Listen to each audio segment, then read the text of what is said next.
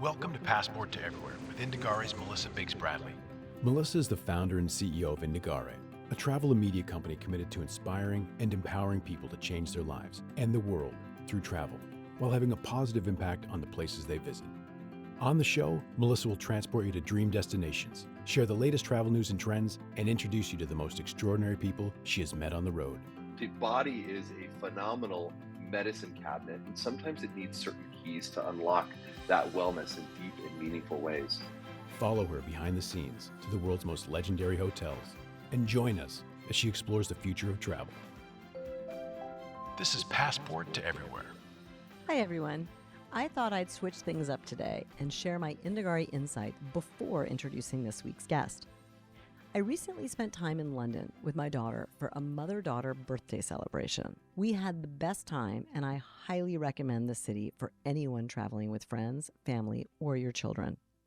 London right now is buzzing with new energy, as demonstrated by its many new hotels, restaurants, and boutiques. So here are a few ideas that I discovered and I recommend for your next visit. We'll start with some hotels. The Peninsula London on Hyde Park Corner has a sleek design by Peter Marino, and it reminds me of a British version of the Cheval Blanc in Paris, which he also designed. The Belmont Cadogan, which is in a more residential area nearby in the Chelsea neighborhood, is a really fun, intimate spot, and guests have access to the private park that's reserved for area residents right across the street. The raffles in the old war offices includes a suite in what was Churchill's office during the war, as well as 7 buzzy dining venues, including 2 from the Mediterranean star chef Mauro Colagreco, and the best hotel gym in the world, according to my husband. Finally, 2 new properties to check out are the Mandarin Oriental Mayfair and the Emery, which is a new sister property to Claridge's and the Connaught. Both are continuing to get a lot of buzz. Now for a few restaurants to add to your list, and there are many. Arlington is a rebirth of the old Caprice, which was a favorite of Princess Diana, and it's in the same location and has a really good menu serving European classic comfort food. Not far away is Gaia Mayfair, which is on the corner of Piccadilly and Dover Street. It's designed with porthole-like windows, curved banquettes, and arched doorways that all reminded me of being on a ship that transports you to a summer day on the Mediterranean, which makes sense with the menu since it focuses on the best of Greek cuisine with seasonal vegetables and grilled fresh fish. Another that definitely requires advanced bookings is Shishuru, which is a remarkable restaurant with the first Black female Michelin-starred chef in the UK. Again, keep in mind for all of these places, you'll likely have to call in and make a reservation ahead of time. And we've got a lot more restaurants on our London guide on Indigare.com. Now for a few shops. One of the things I love most about shopping in London is how certain streets and neighborhoods have great concentrations of independent boutiques. For instance, in Chelsea, I love prowling Walton, Pont, Elizabeth, and Sloane streets. On Pont Street, Anya Heinmarch has assembled a village of her shops, from the bespoke boutique at numbers 15 to 17, where you can order personalized products, to a cafe at number 9 and a summer pop-up at number 11. My favorite, though, is Anya's The Labeled shop at number 14. It specializes in her travel accessories, so you can cleverly organize your gear and label all of your travel essentials. On Elizabeth Street, I stopped by Jo Malone's niche venture, Jo Loves, which sells her new fragrance brushes, as well as her luxury travel collection, all in travel sizes in one pouch. Another shop I love is Penelope Chilvers, which sells colorful espadrilles and leather sandals that are perfect for summer. Across the street is an outpost of one of my favorite British tabletop shops, Summerall and Bishop. The tablecloths are some of the most beautiful I've seen. And not far away on Lowndes Street is a shop called Fiona Finds that also has really lovely dishes, napkins, cutlery, and everything else you need to set a beautiful table. In Mayfair on Savile Row, I discovered the first bespoke tailor dedicated to making fashionable suits just for women. I loved meeting its founder, Daisy, and we just published a list of her favorite spots in London on the website.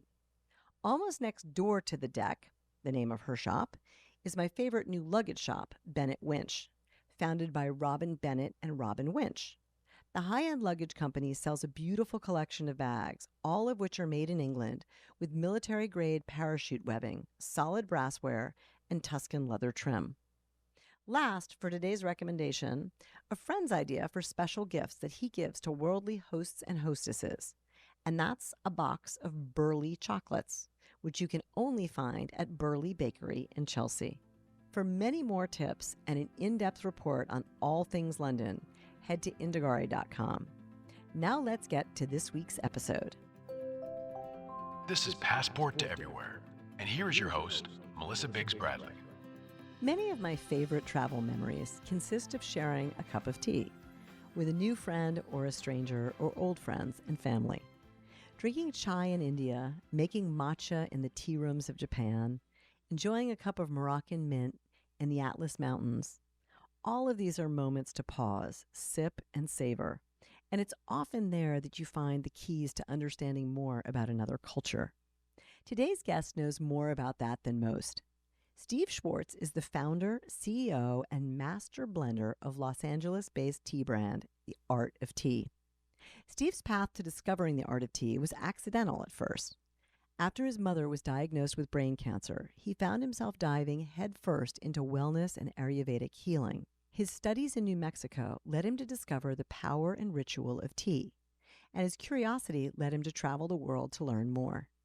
He visited small villages and big cities around the world until it finally clicked with him that tea is in fact more than a coffee alternative. It's an art, and a transformative one at that. Steve has since worked with designers, brands, and acclaimed chefs, including Vera Wang, Lakma, the Peninsula Hotels, and Wolfgang Puck restaurants. Steve joins me today to share what he's learned about tea practices around the world and how he's learned that tea serves as a lens into other cultures. I'm excited to also learn about how he's incorporated education, sustainability, and impact into his business model. Whether you're a tea enthusiast, aspiring entrepreneur, or you're searching for your own healing rituals, Steve is sure to have some wisdom for you. So let's get started. Join Melissa on the journey. You're listening to Passport to Everywhere. Thank you for joining today. I'm thrilled to get the opportunity to chat with you about your world adventures through tea. And I would love to actually start, Steve, with how your story of travel and business began. Because I know you traveled the world with just a backpack to source the best tea in the world. But what inspired that journey? Sure, I'll go a bit back in time. So when I finished high school, I got a full paid scholarship to go to college. And about 6 months into it, my mom got diagnosed with brain cancer. And so I dropped out of college and I moved back in with her. And I got really inspired to just really try to help as much as possible. And we went from one Western doctor to another Western doctor, and nothing worked for my mom. Not that there's anything wrong with Western medicine. I rely on it. My family relies on it. We need it. Our society is inspired by Western medicine in so many ways. Just didn't work for my mom. And so she ended up passing away for about 10 months. And it really woke me up. It got me thinking more about health and wellness. And I wanted to learn how to help take better care of myself, my family, my community. And I was researching. I couldn't find a lot. This is about 25 years ago. But I found this one school in New Mexico called the Ayurvedic Institute, and just was blown away by how they blended Western concepts and Eastern concepts together, and got really into the alchemy of blending herbs and teas and botanicals, and was chosen as the only student advanced enough to work with the masters at my school on how to blend and source. So I remember I was on the phone with a supplier. This is like $2 and something a minute back then. And so I said, I need to order some ginkgo. And he said, do you want ginkgo on an eastern slope or a western slope next to a river? And I said, it doesn't matter. I just need ginkgo. And he says, no, sir, it does matter. And you need to come here yourself and experience it. So I was intrigued. I saved up my money. I worked 4 different jobs, got a backpack, and started traveling around the world to find the best teas and botanicals possible. So I had no idea that I was going to start a tea company. I just knew that becoming this nerd of teas and botanicals, and started bringing stuff back in my backpack. And because you couldn't get these high quality stuff here in the US, so I was bringing it in, and I caught the attention of a chef and a hotel, and it just sort of grew from there. that's what really sparked my interest in travel. And another part of it is, just learning from these farmers. It's one thing to work with the finished product. It's another thing to travel light to some, what may be seen in a Western world as a heavier feeling, but they live light there. They live very light there. And so I learned a lot through my experiences and working with these different farmers in these different communities and seeing how tea it could be such a different concept, whether you're in China or Japan or India or, these different places around the world. And so it just, I always say I'm more addicted to learning about tea than I'm drinking it because there's just so much to learn. This is all so fascinating. And obviously, Stephen, I'm so sorry about what happened with your mom, but I love how you took that to be something that launched you on a new journey. And I'm fascinated to know, where did you first go? What were some of the first farms when you went on that backpack? I mean, obviously, you could go to the guy growing ginkgo, but what was your map of places? I'm so curious about your trail of tea learning. It's a great question. So when I finished studying, actually, one of the first places I went to was Israel. And what I found was that in the south of Israel, they are growing some desert climate. There's not a lot that can grow in desert climate. And these Israeli Arabs and Israeli Jews were able to come together and grow some really fantastic botanicals, such as lemongrass. Lemongrass doesn't typically grow in the desert, but they are able to, through well water that was found on property, produce some of the most dynamic lemongrass. And so I was able to start to see, how they were growing and how they're cultivating that. And then furthered my expansions to the Middle East. But I realized that most tea in general comes from Asia. So I wanted to find out where is the safest and most easiest entrance point for a Westerner to go into Asia. And for me, that was Thailand. And then from there, I went to Laos. I remember when I was in Laos, there's this little French community that really embraces tea. And I had tea for the first time. Real tea. Now, when I grew up, for me, drinking tea was something you could find at a supermarket. It was like in a paper bag with a staple on it and or sitting on a shelf for a long period of time. And it was pretty gross. I didn't really like coffee that much either. But I had this stuff called tea. And I was asking the woman at the bakery, what is this? She said, it's tea. I'm like, what kind of tea? And she's like, it's tea. So I now realize that all tea comes from one evergreen shrub called Camellia sinensis, white, green, oolong, black. Think about it like wine. All wine typically comes from grapes, right? Depending on the type of grape that's used and the farmer that's making it, that's what makes wine. So in the same way, all true tea comes from tea. So I didn't know that then. And so I said, well, where did you get it? And she pointed, she said, in that direction, there's farmland out there. You can go there. And I had a little moped scooter and just being kind of, ignorant and adventurous, decided to go out on some pretty rough roads on this little moped that wasn't made for dirt roads. So I fell off a few times. Yeah, it was awesome. And I ended up finding, these farmers that were crafting these teas. And that's what really helped spark the interest. And I came back and I started like, well, where can I find this stuff in the States? And I was Googling and looking and nothing. I could not find anything like this. So I said, I need to offer this in this world. Like this has to be something that's shared.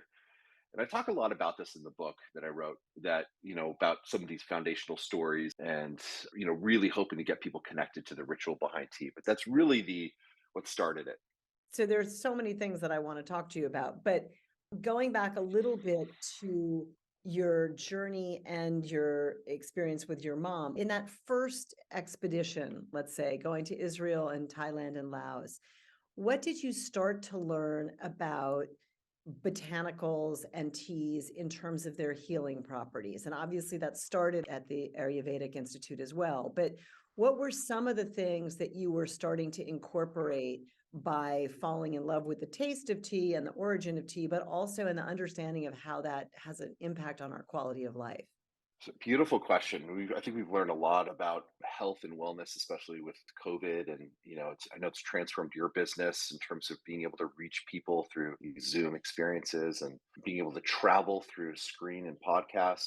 And people are hungry for wellness. They're hungry for this insight and knowledge. And what I found is that by studying at the Ayurvedic Institute and by learning and interacting with these different farmers, is that there's an inner alchemy that we have. The body is a phenomenal medicine cabinet, and sometimes it needs certain keys to unlock that wellness in deep and meaningful ways. So oftentimes what happens with most Western medicine, you take a pill and it sort of hijacks that area of the body. And it's like, move over, we got this. And the pill kind of helps do its best to try to solve whatever issue is happening, like a silver bullet. But what happens with botanicals is that it works with the inner alchemy of the body and it helps lift up that portion. It feeds the portion of the body that needs that extra wellness, metabolism booster, immune booster, whatever it might be. So there are different In fact, over 80% of all medicine comes from plants. So while studying this at the Ayurvedic Institute, I was working with a dry product. I was working with something that was a finished product. So I learned this in books and I learned this in concepts. And Ayurveda has a very strong belief system, and that the first step of healing begins when you taste. And so there are different stages of tasting that coordinate with different stages of digestion. For example, if you eat something spicy, it sends a signal to your body, hey, there's something spicy coming in here. You have to add extra layers of protection so that the stomach doesn't get injured and the digestive system doesn't get injured. So that first stage of wellness does happen within taste. This is the Ayurvedic premise. By going to the farms in Israel and going to the farms now in India, there's so much that goes into how the leaves are grown, the moon cycle, the solar cycle, the annual cycle, the position of the branches so that they get not only the best sun exposure, but also so that the elements of the field and the elements of the soil conditions are able to produce the highest quality experience possible. I love that analogy of tea or botanicals or frankly even food being the locks for our internal medicine cabinet to keep us well.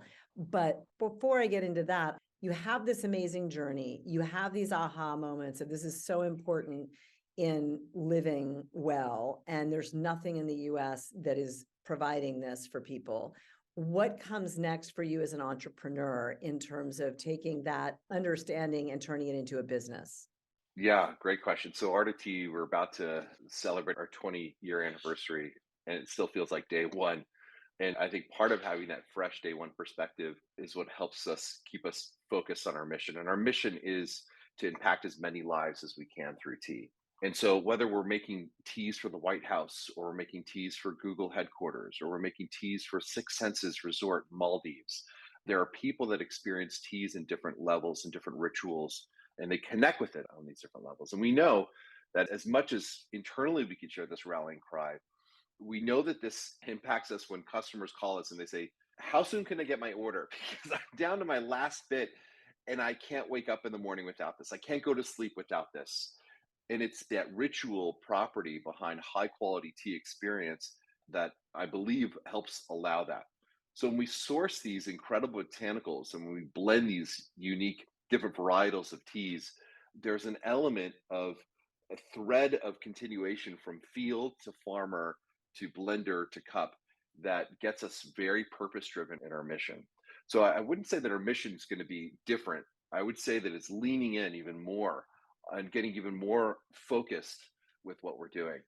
And part of that, I would think, Stephen, is educating people around, as you so astutely called the company, the art of tea, that it is about the ritual, it's about the growing, and it's about what it does for you. But Americans don't necessarily have a deep culture in tea or the understanding of the wellness attributes or even the steeping attributes, the way you prepare tea, the ritual, the way it is taught in Japan and even in England in part of their cultural way, much more than it is in the US. So, how have you over the years helped to educate people to the understanding of why this should be part of their life? Yeah, great question. The beauty behind it is that it's leaves and water. And so, regardless of age, gender, demographics, financial position, you have access to leaves and you have access to water. Now, granted, there's different quality of leaves, and a lot of it depends on the size. So, imagine getting a bag of unsalted, unflavored chips. On the top of the bag, you get these beautiful uniform shapes. And as you work your way down to the bottom, you get the powder or dust. So, what we source is the top of the bag. It's the top 1% to 2% of all the teas that are produced in the world. And what's left on the bottom of the bag, it's, as the dust flies up in the air, falls on the ground, they sweep that in giant piles. And that's what's reserved for most traditional paper supermarket tea bags. So Part of it is that education of like there's more polyphenols and flavonoids, catechins, amino acids, more EGCG, more health and wellness that's wrapped into high quality tea leaves. So it's starting with a high quality product that's still incredibly affordable. You're dealing with scents, a sense difference, between something you might find at the supermarket versus a high quality, top 1 to 2%. So if you're starting with a high quality experience, a high quality intentional made product that's very mission driven, and then you're able to take a few moments out. What do I mean? I think a big part of wellness, we're catching up.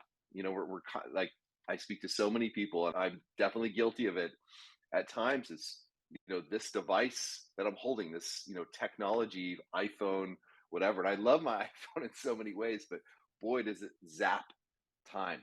And if anything, I think people want more time. It's sort of the paradox. I don't have time to make tea.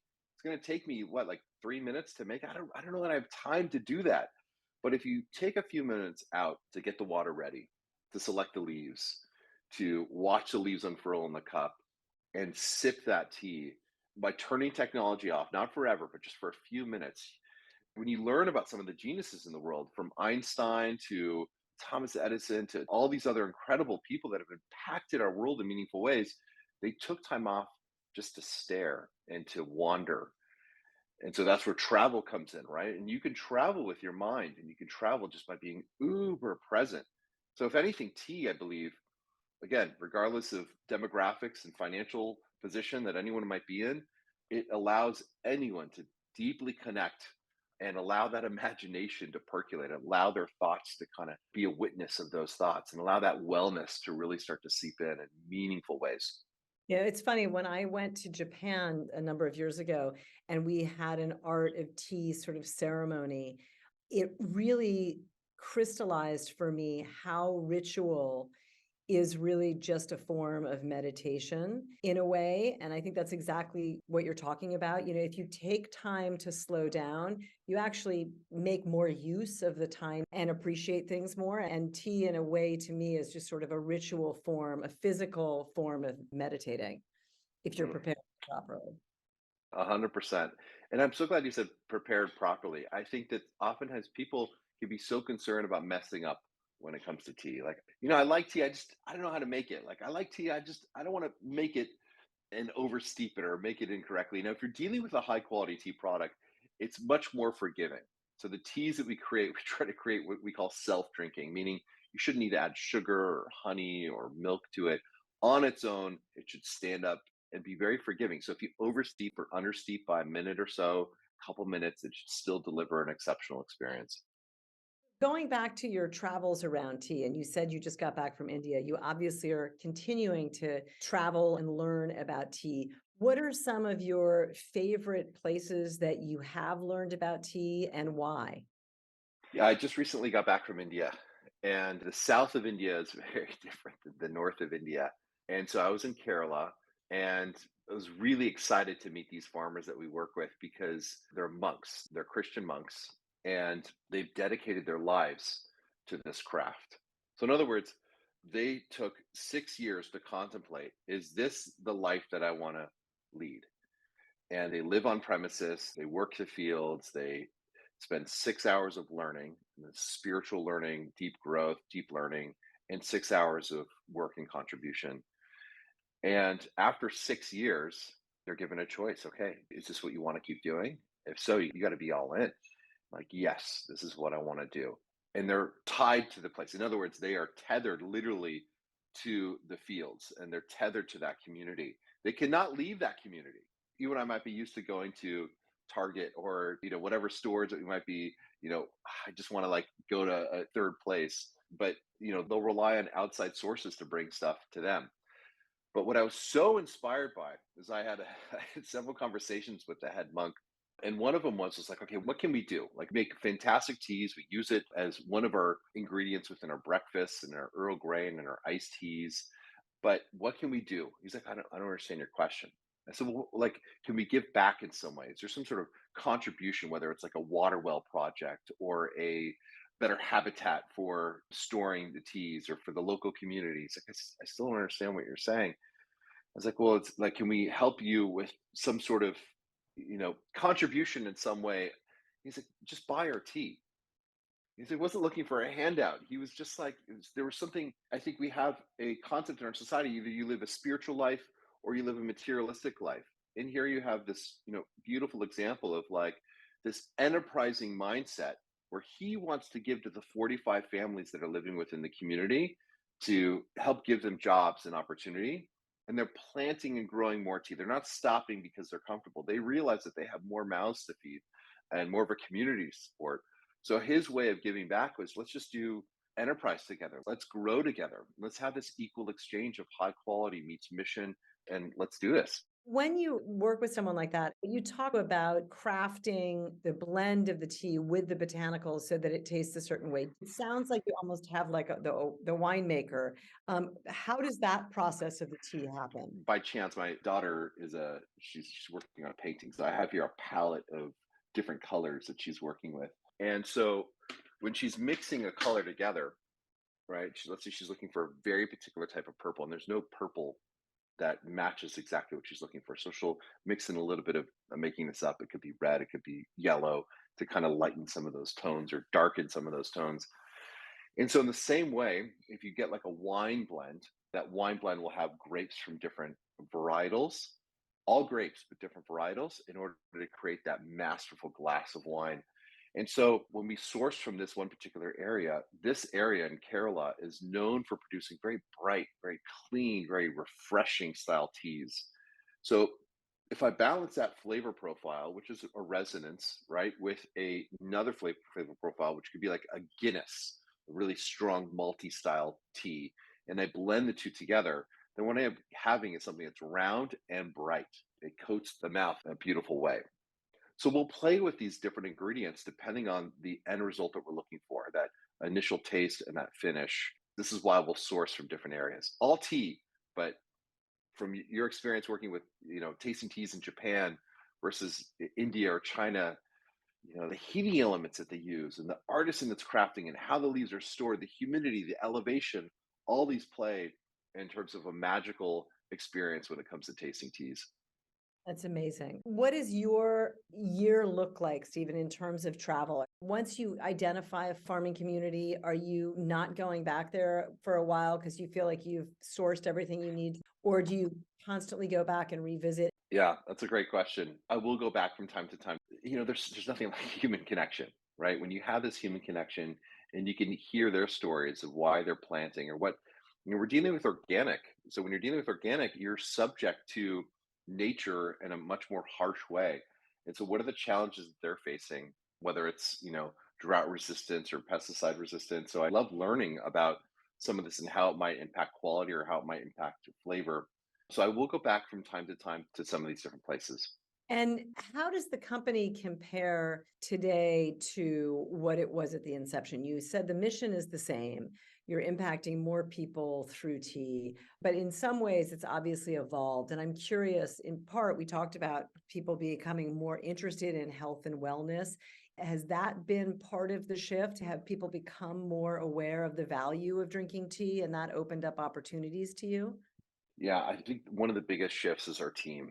I feel so blessed and I'm so thankful. I talk a lot about this in my book. Our team became very, very focused on showing up for our customers, even more so. So we doubled down on that experience with our customers. Again, seeing every day as day one, every day, not taking advantage of whatever's thrown at us and whatever opportunity we can continue to impact as many lives as we can through tea. So if anything, we've evolved to being an even more mission driven organization.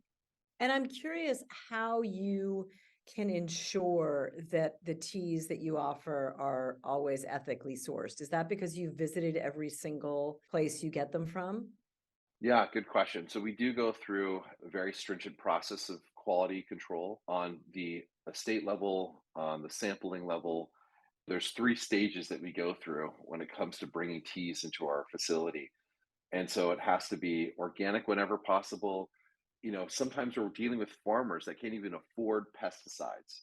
I think we can be very concerned about pesticides. In some cases, they can't, and so it's to our advantage that we're working with, high quality teas that are not covered in pesticides. So we go through very stringent lab testing on our teas. We go through very stringent organoleptic testing, which goes through dry leaf, wet leaf, liqueur. Um, and in terms of ethical sourcing, establishing those relationships with our farmers, establishing those relationships with our suppliers overseas has become a very, very important key part of our focus. And you mentioned some of the places you've prepared teas for, that you've made special teas for, like the White House. Can you talk about some of your sort of favorite custom projects that you've done and how those came about? Yeah. So when I first started out, one of the first places we were working with was Wolfgang Puck. And I think their team still is one of the most dynamic, phenomenal hospitality teams in terms of the training and their focus on quality. And through that, one of their locations was at Caesar's Palace. So Caesar's Palace reached out, and I was still working in my living room at this time. For the first year, I was just blending and sourcing teas in my living room, and we're not anymore. We have a beautiful warehouse and about 30 people on our team. But Caesar's Palace reached out and said, "Can you train someone to be a tea sommelier?" And I said, "There's no tea sommelier in the United States. Like, let's train the first tea sommelier." So I spent about a year and a half. They'd fly me out once a month, and I trained the first tea sommelier in the United States. And so I think that was early on. That was a really, really fun, meaningful project. And I feel super blessed to be working with. We work with some really fun additional partners. Again, not just the White House and Caesar's Palace, and we work with, like I said, Google headquarters. We work with some amazing properties throughout the world, some high quality resorts in Maldives and Japan. We've done some really fun signature projects like Shangri-La. They gave us a little essence of Shangri-La essence. When you walk into the hotel, this waft of unique fragrance. So we took that and we created a custom blend based on that fragrance. That custom blending piece has been really fun. And we talked a little bit earlier about the healing powers of teas. I'm curious if you can put on your sommelier hat and give advice for tea newbies on a couple of things that they could incorporate into their wellness ritual. Yeah, I can tell you there's a phenomenal amount of research that's out there on Japanese teas, specifically sencha, specifically matcha, because the way that those teas are processed, meaning the way that they're steamed and the way that they're baked and the leaves are separated, as you're drinking the tea, you get more of a full body absorption from the leaves. When I was invited by the government of Japan, one of four tea companies around the world, to go for 10 days, red carpet experience, meeting with different farmers and growers. And I had an interpreter with me. And she kept asking different farmers, "Do you drink green tea?" And at one point, she was engaged in a longer conversation with one of the farmers. And I was like, what are you guys talking about? And she said, it's interesting because I grew up thinking and learning that tea is actually good for longevity and health, but I never really believed it. So I was doing my own analysis. And those that didn't drink tea versus those that do drink tea, the ones that do drink tea, I noticed their skin was more vibrant, it seemed more youthful, their hands felt softer, and they just had more of a little bit more vibrancy to them compared to the ones that didn't, that only drank coffee or didn't drink anything at all. She's doing her own sort of analysis. So yes, there's phenomenal health benefits behind Japanese green teas. So yeah, we have a tea called Sleep, and we have a whole wellness line at artoftea.com. The main thing that I find right now is, as people are looking for wellness, they're really looking for two things. They're looking for a sense of freedom, and they're looking for a sense of happiness. So, what permission can we allow ourselves to that sense of freedom and that sense of happiness on a deeper level? Granted, I know that if I book a trip, that there's something elevating about that experience, right? I book a travel to some destination that's going to, like, it's exciting, it's scary, it's exciting, it's exhilarating. There's the unknown, right? All that does create a sense of freedom and a sense of happiness. That's not routine. That's something that happens situationally. So, what can we do on a micro level, whether it's per week or per day, that can add that deep sense of freedom and add that deep sense of happiness?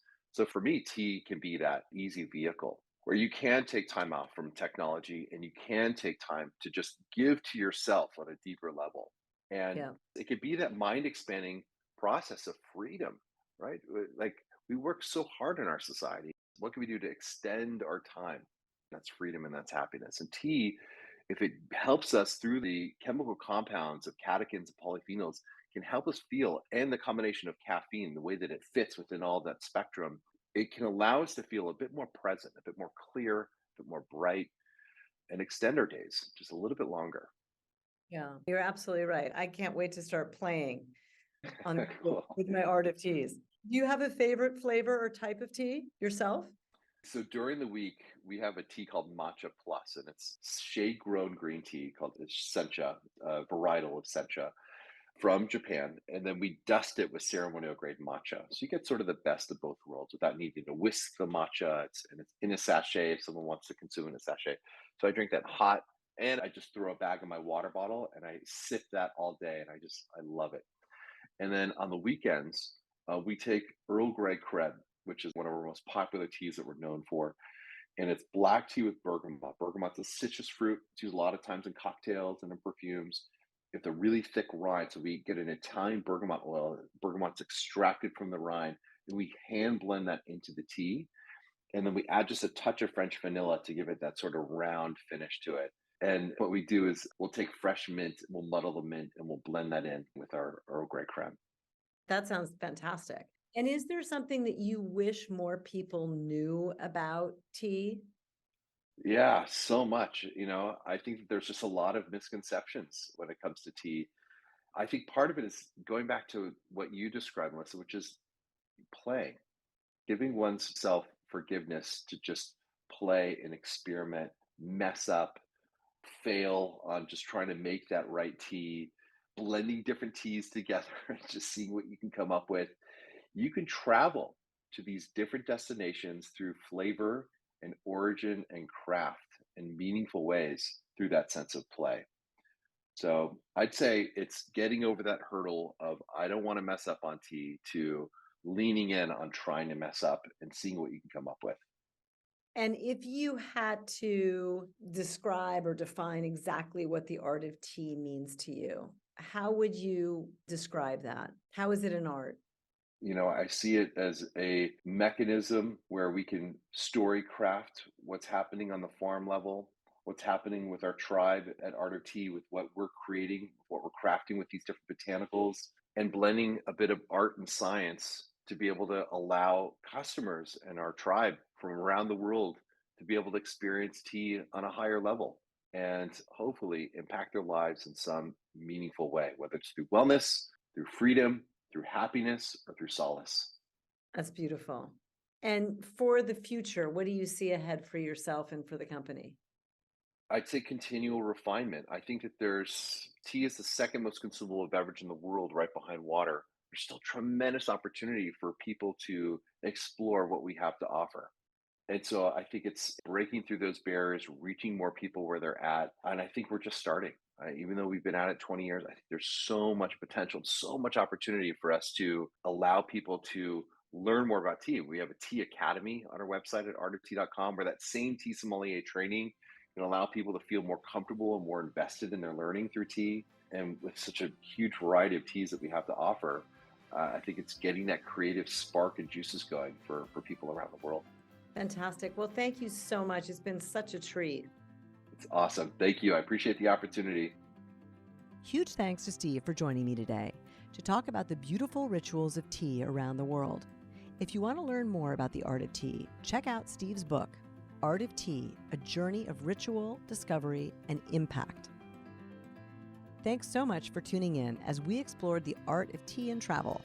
We've got a great summer lineup of guests, and next week we'll be heading to the Grand Canyon as we explore the wonder of one of America's most beautiful national parks. We'd love to hear your thoughts on today's episode, so don't forget to rate and review us wherever you listen to podcasts.